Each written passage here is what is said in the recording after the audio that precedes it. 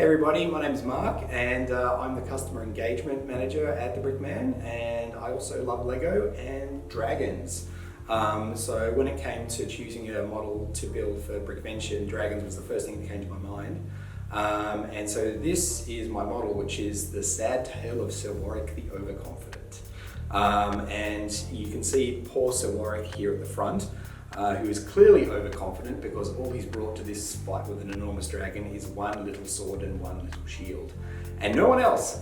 The toughest part of this build for me was actually not so much getting the pose of the dragon, which was really important to me. I really wanted to get this feline slinking pose. I really wanted to get that right, and in the end it wasn't too hard to get the pose I wanted right, but it was then finding a way to fill in all of the gaps that created so that it actually looked like a continuous, seamless body was actually probably the hardest part of the build. It was really satisfying when I realised I could connect it all right and close the spaces I needed to. So probably the most rewarding part of building this model was actually getting to build it, because I've always wanted to build a giant dragon model, so it was really rewarding to actually get to build one at the scale I felt did the concept justice and did the dragon justice. So I was really happy about that, and yeah, it's awesome.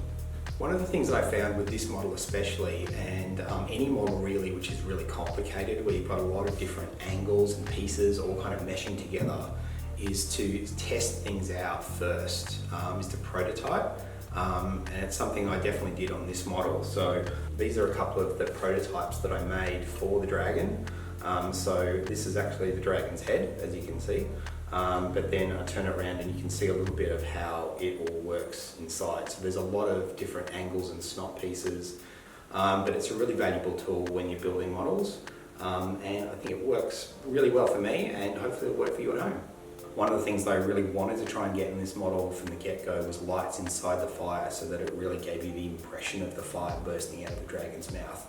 And that meant that I had to run a cable all the way from the dragon's mouth through the dragon's body and then out the back of the dragon into the rock face. Like any model we do at the Brickman, we always have to think about how to transport the model safely. So one of the things I did with this model was make the wings at the top here, which are quite fragile and wobbly, removable. And they come out in a nice big neat plug like that. And here you can see the Technic, which connects and holds the wings up. And here you can see the wing assembly just slots back in. One thing obviously I have to admit is that the fabric used in the wings isn't Lego. It's actually a pleather, which I found.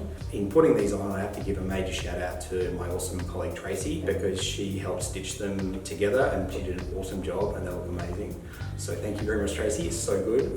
They made the model really come together. Without it, it just would not look the same. Well, I hope everyone's enjoyed learning a little bit about my dragon model, and make sure you stay tuned next week for Luke's awesome Los Bricos model, which is a bouncing lowrider with pneumatics in it and everything. It's really cool.